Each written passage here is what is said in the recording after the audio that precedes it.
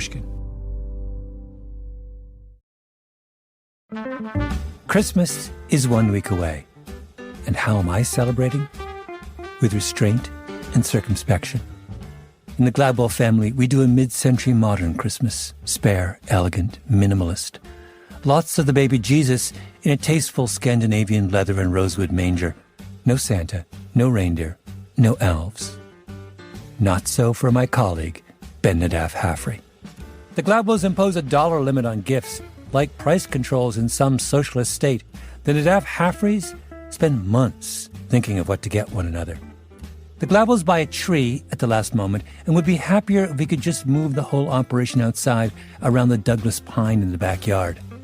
Ben's family has a tree, a little model village covered in snow, and his father's vintage electric train set, plus a little metal tree with ornaments that's up year-round. So when I told Ben that I had never watched It's a Wonderful Life, he was stunned. Then he reached out to me, as the Good Samaritan did to the traveler lying bereft by the side of the road. How could this be? He asked me gently. Because, as you can imagine, for the Nadaf Haffreys, It's a Wonderful Life is a sacred text. Then Ben told me another story about what, in his mind, is an even more important Christmas tale. A story that he regards as the apotheosis of all Christmas movies. A story not in a film, but of the making of a film. Welcome to Revisionist History. I'm Malcolm Gladwell. Today on our show, Ben Nadaf Haffrey relays, for the very first time in history, the truly screwy story of the making of the oddest Christmas film of all time. Trust me, you have never heard this story before, ever. Nor have you ever seen the movie in question, unless you're a member of the extended Nadaf Haffrey clan or were recently incarcerated in a state that limits prisoner streaming access to obscure television movies of the 1990s. But when you listen to what follows, you're going to ask yourself the same question I asked myself when Ben first told me this story. How did I miss this?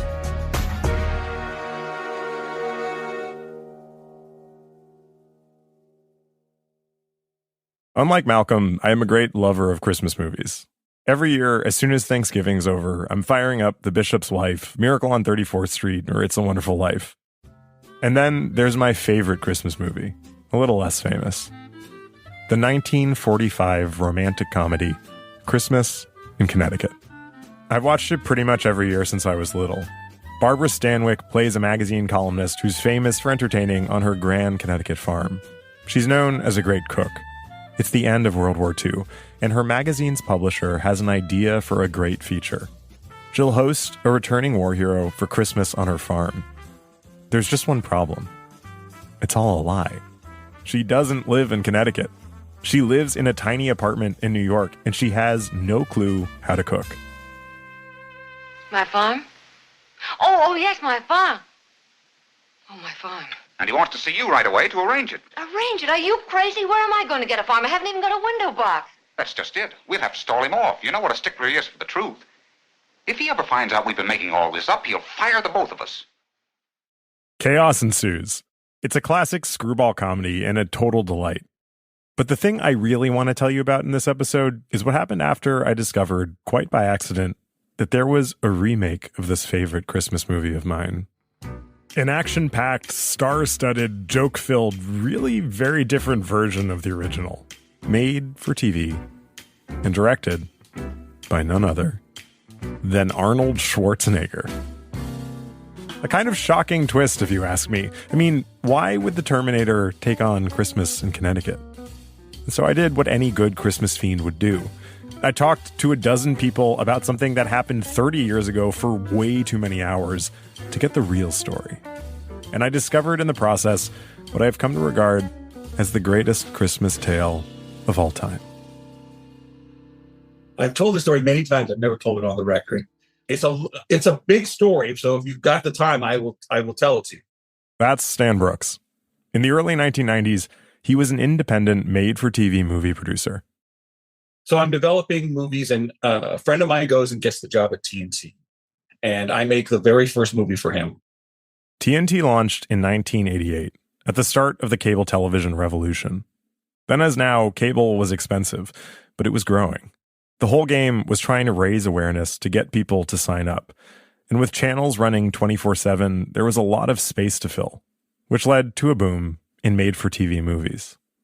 Stan's first film on TNT was a big success, so he got another bite at the apple. And he calls me, he goes, what do you want to do next? So I said, in a million years, would you ever let me do a remake from the MGM library? Because that's what Ted owned. And he said, yes, just pick one. Christmas movies always do well.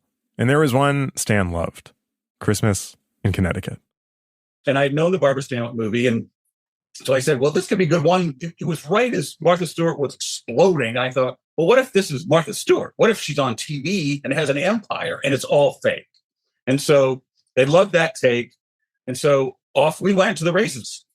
He got a writer to work up the script. In television, it was great because you could get your stuff made. This is Janet Brownell, one of the all-time great bards of TV movies. Writer on Eloise at the Plaza, 12 Dates of Christmas, Days of Our Lives, and the uncredited rewrite of Tim Allen's The Santa Claus. All Brownell. She loved the original Christmas in Connecticut. I mean, it's a charming, and in fairness to me, the original draft was very close. Janet wrote the draft of the script for Stan's remake. And we turn it in, and they go, this is good. This is good. We need a Christmas movie. So now I have a nice little Christmas programmer and nothing more. It's the middle of 1991. In Hollywood, Janet and Stan's low-budget television movie remake isn't really the sort of thing to get people talking. But they're making progress. He's got the old-school movie star Diane Cannon cast in the lead as the Martha Stewart character, and an offer out to a director. And then one day, his phone rings. His assistant says it's a big Hollywood agent named Lou Pitt. Now understand, I'm in the television movie business. These guys are never calling me. So if they do call me, it's never good. And he gets on the phone and he says, do you have a director for your Christmas in Connecticut movie? And I said, well, almost. Yeah, we may have an offer out. And he said, okay, well, if he doesn't say yes, I want you to consider my client. And I go, okay, I'm waiting to hear the name. And I go, who? And he goes, Arnold Schwarzenegger. And I burst out laughing. Oh, he was totally shocked. Lou Pitt, legendary agent to Arnold Schwarzenegger. Well, that's hilarious, Lou. No, seriously. Is this a joke? Is this a joke? He goes, no, seriously. And I go, what? I'm Schwarzenegger's not doing a Christmas movie for TNT. To be clear, Arnold had just finished shooting James Cameron's epic Terminator 2. Hasta La Vista, baby. Terminator 2 is the one where Arnold Schwarzenegger plays a killer cyborg sent from the future to protect young John Connor from a different killer cyborg also sent from the future to kill him. As you can imagine, such a plot necessitates a lot of elaborate production work. It was movie making on a scale that was practically unheard of, especially in Los Angeles. The production actually changed the course of a river to shoot high-speed chases in the extensive flood control channels of Los Angeles. Anyways, back to Stan and Lou, the agent. I go, Lou, why on earth would Arnold Schwarzenegger? And he says, well, here's why. Arnold Schwarzenegger was 44 years old. He had 2 kids. Nobody is an action hero forever. Maybe it was time to explore some alternatives. And so he was kind of tired after T2, and he said to Lou, I would like to direct a movie. The directing thing was kind of out of the box, out of left field. And they said, well, okay, we'll put together a big feature act. He goes, no. I want low risk.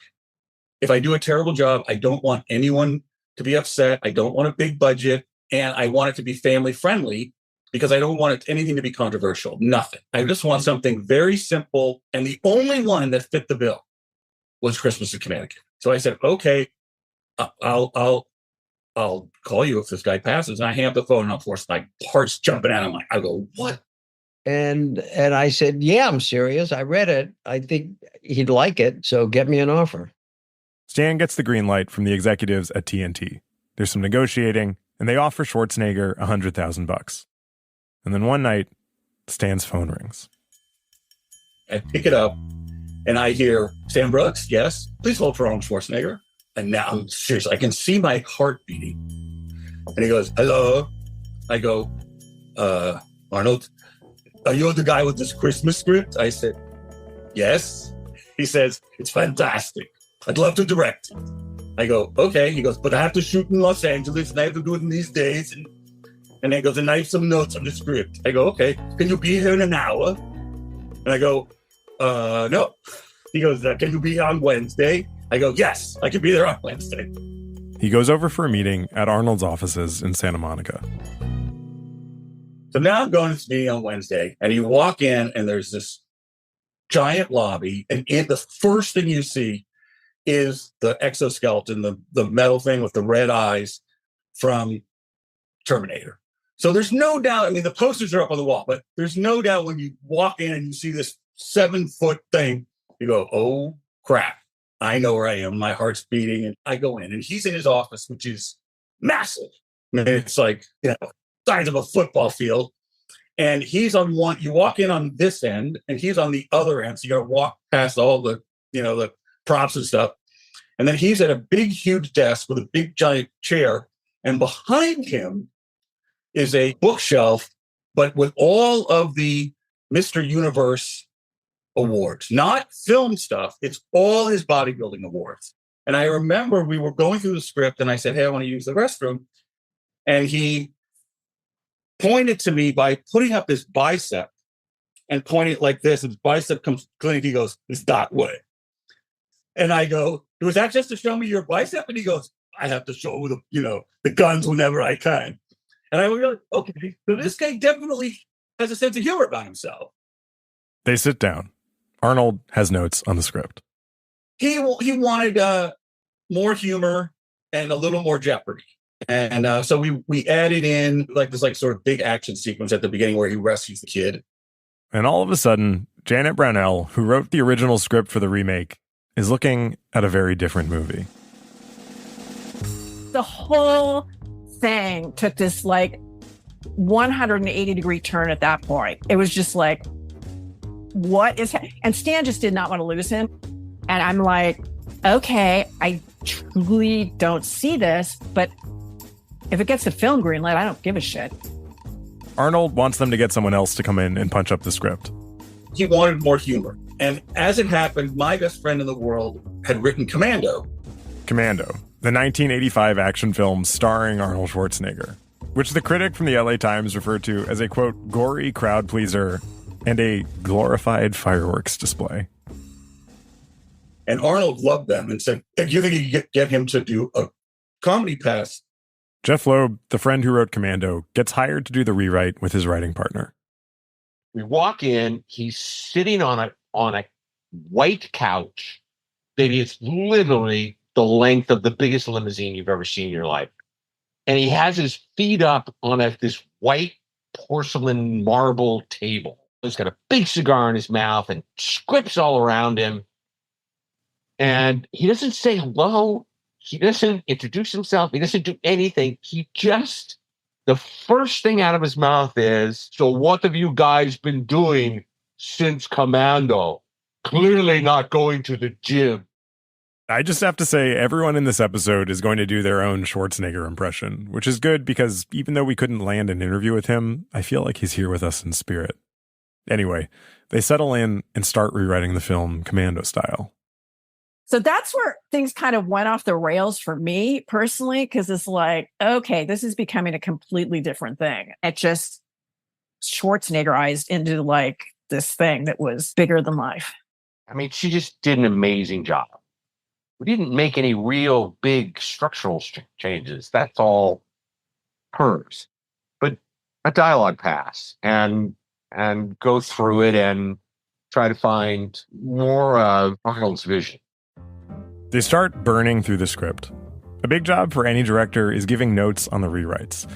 Schwarzenegger was calling in help from his director friends, including legendary comedy director Ivan Reitman, the guy who did Ghostbusters.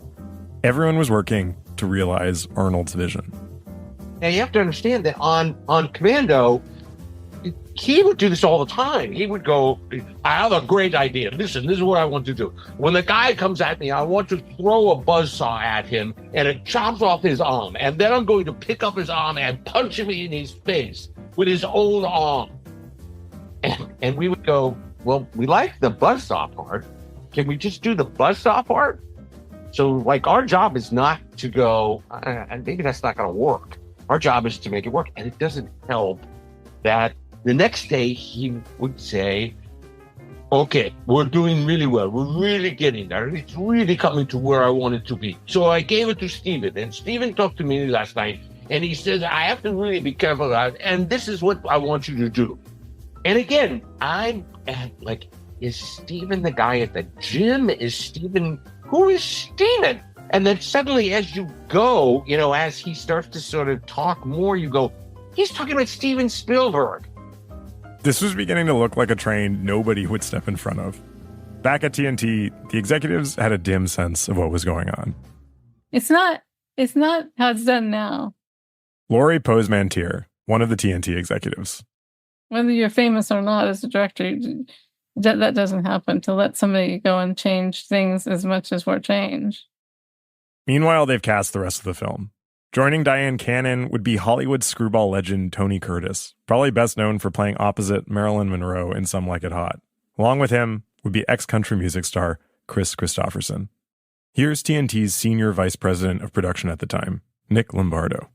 Even when they cast it, I thought, well, that is the weirdest cast I've ever heard of. I mean, the idea that these people fit together made no sense at all. I mean, Diane Cannon and Chris Christopherson in the same frame. It makes A Star Is Born when he's holding Barbra Streisand look organic. So armed with one of the all-time weirdest, most stacked casts in the history of film, a comparatively small budget of $3 million, a slot on an upstart cable network, and a script based on a 1940s screwball comedy that's been punched up by two of the writers behind a big 80s blockbuster. An Austrian former bodybuilder, fresh off his repeat performance as a time-traveling cyborg, prepared to direct his first Christmas film. You don't, as a TV movie producer, ever get near anything this hot, ever. You just don't. I mean, we're all a little nervous about the whole thing. Because it's like you're playing with matches and, oh, yeah, let Arnold direct this. It's like, for us, $3 million was a lot of money. I don't know. I don't know. Whatever. It was like, oh, my God. He wanted to prove that he could be a director. And everyone was about to find out whether or not he could.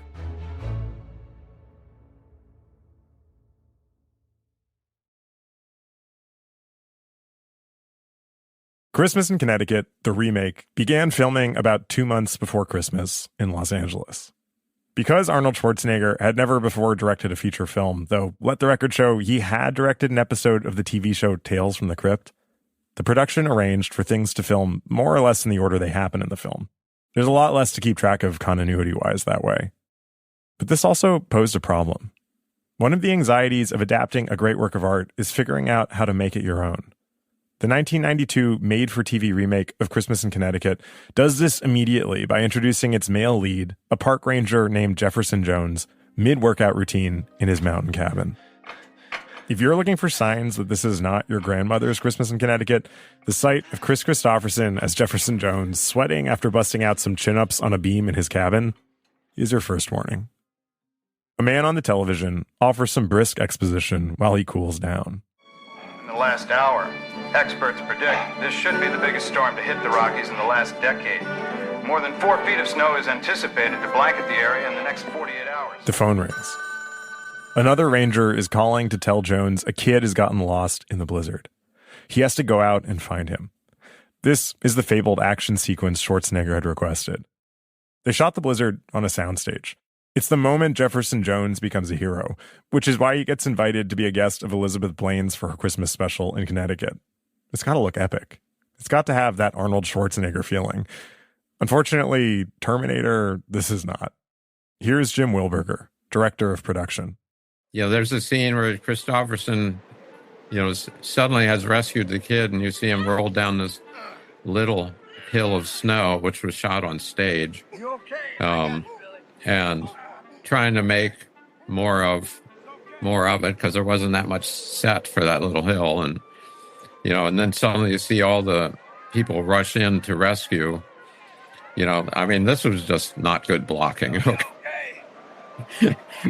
and that's just an experience. Schwarzenegger wanted Jeopardy, but this kind of looks like a snowball fight gone awry. Jones stumbles over a very small hill holding a child that looks like it might be a mannequin. He's groaning and yelling, but his lips aren't moving.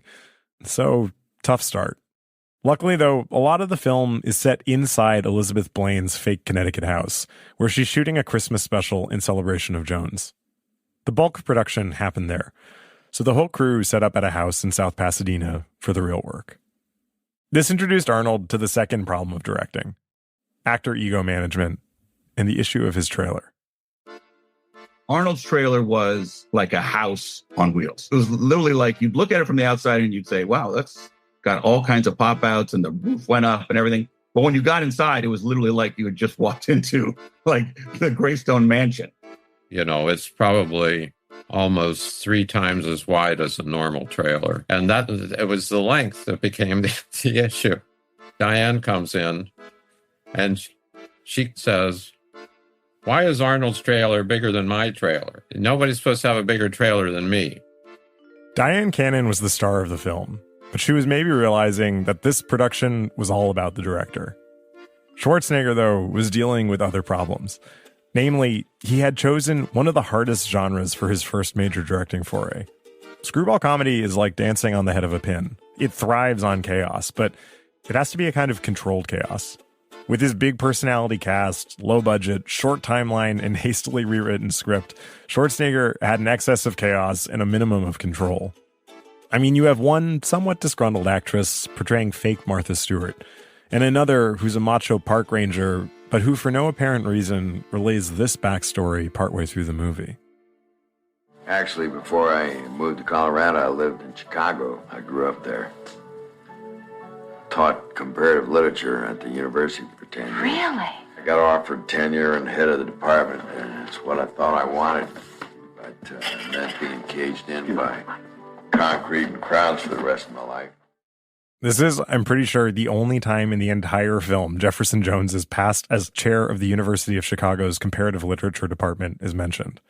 And I love Chris Christopherson, but most of the rest of his performance veers between stiff and oddly sexually charged. When he starts smearing the pine sap on her neck.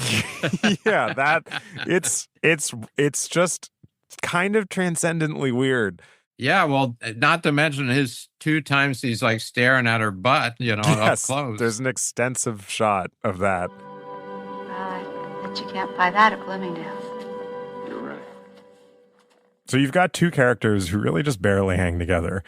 And then you have to direct them in tightly choreographed, zany sequences that have got to feel plausible, yet also hilarious. For instance, the scene with the baby. Remember, in Christmas in Connecticut, Elizabeth is a total fraud.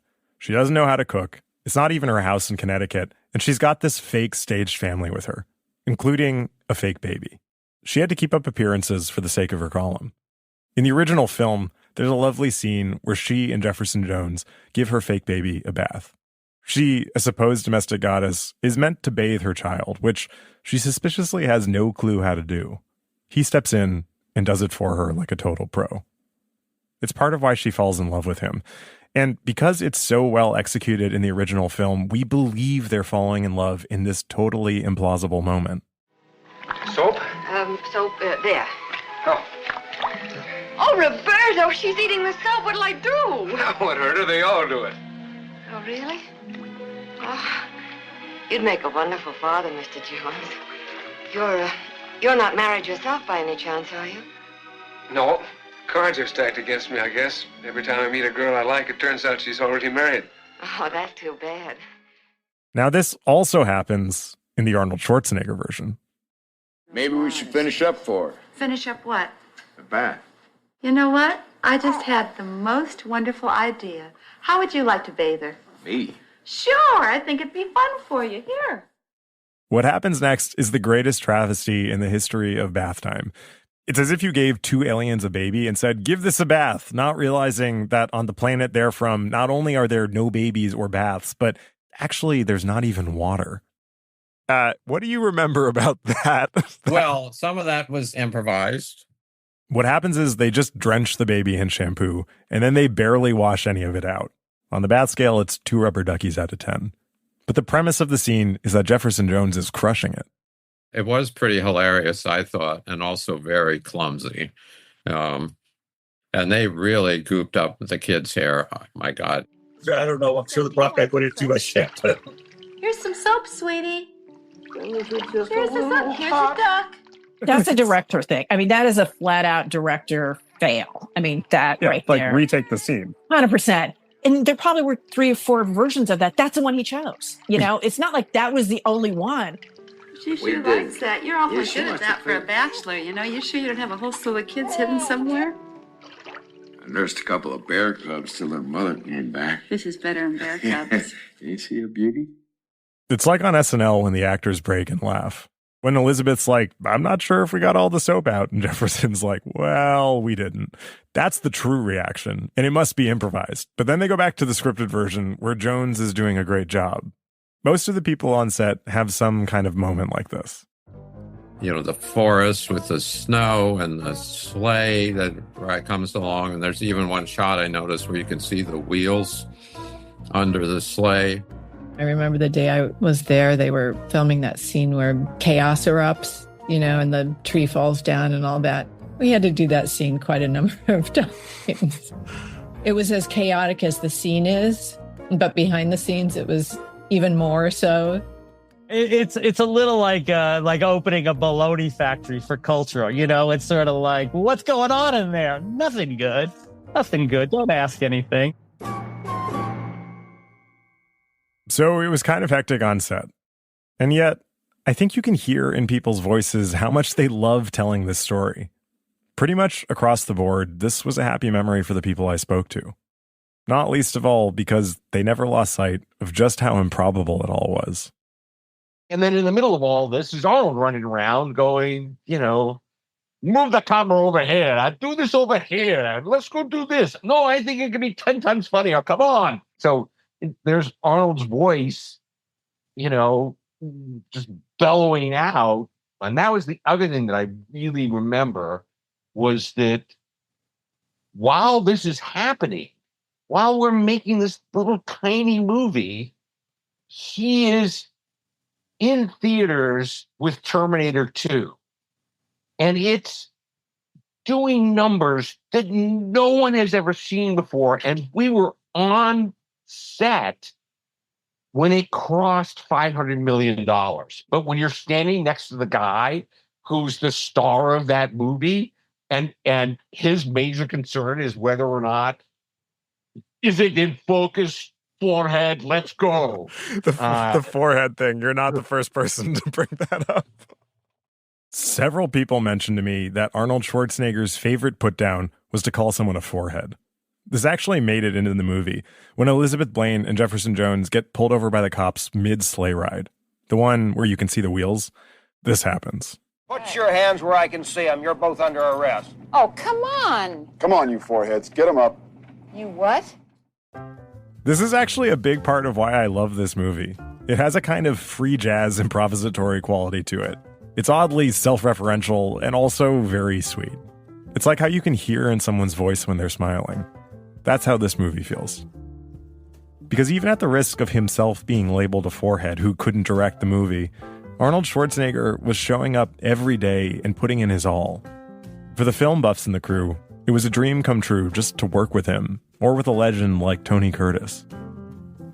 You know, it was a trip to Oz that I knew was short-lived, but it was something I was going to, take in and enjoy as much as possible. After 20 days of shooting, the film wrapped. They had a party at Arnold Schwarzenegger's restaurant. It was around Christmas time, and they all got sweatshirts with the name of the film on the front. And on the back was a picture of Arnold with a Santa hat on, wearing sunglasses, and saying something about, I can't remember the full thing, but he used the word, you forehead. Later, Jim was kind enough to send me a photo of the sweatshirt. It said, on the back, more snow, you forehead. There's my Schwarzenegger impression. With the film in the can, post-production and premieres loomed. That's after the break.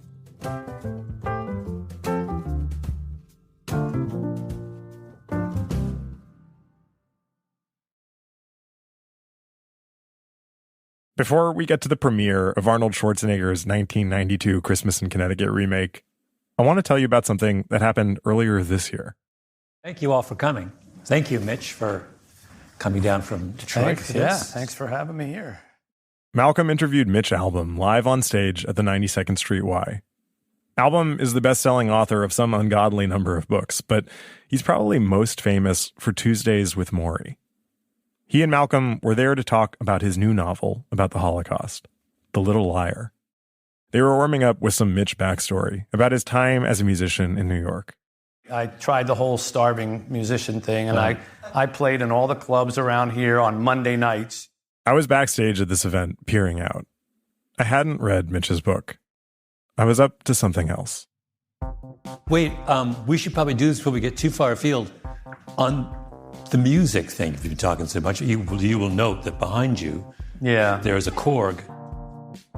At this point, the audience of people who had come that night to hear the author of Tuesdays with Morrie discuss the Holocaust noticed the electric piano behind him. And we have a request that you play one of your most famous compositions.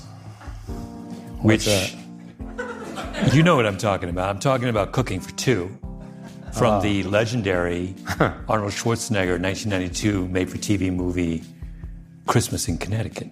Yeah. Can you see the recognition in the crowd? Yes, it was my keyboard, and yes, I had planted it there. Mitch, no, this, for some reason, I have no idea, my colleague Ben is obsessed with this and really wanted us to do this, and I thought, how great would it be for you to sing one of our songs? Just to give us a little taste. Well, I have to tell you the story of the song. Tell a story. Okay, so after I got out of the music business, I had a college roommate who went into the movie business. That would be Stanley M. Brooks, executive producer of Christmas in Connecticut. Stan and Mitch were roommates at Brandeis.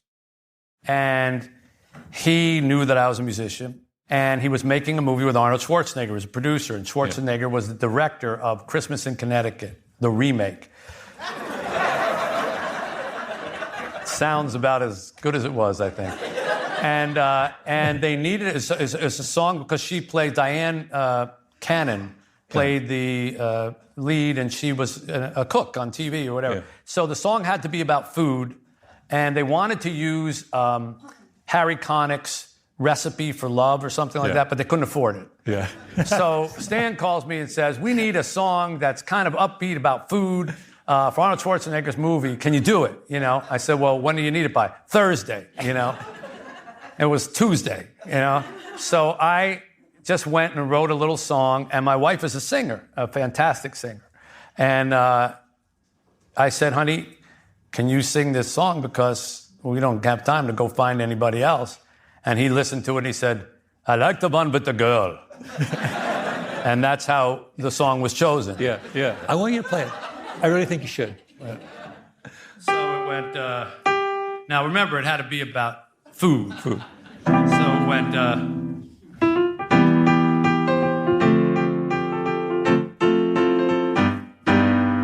let's go to the kitchen, I got something fixing, appetizing and new. Here's a clue, we're cooking for two. They're inside the oven, something warm and loving. Friends would laugh if they knew that it's true. We're cooking for two. Here's the bridge. I was a soup for one girl, leftovers every night. Oh, but once I tasted your kisses, I was dining by candlelight.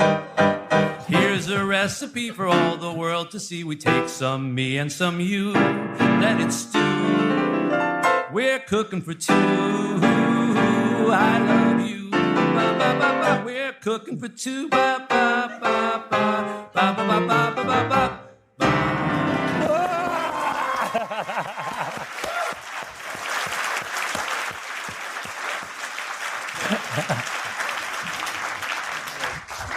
That definitely ranks amongst one of the most embarrassing things I've ever.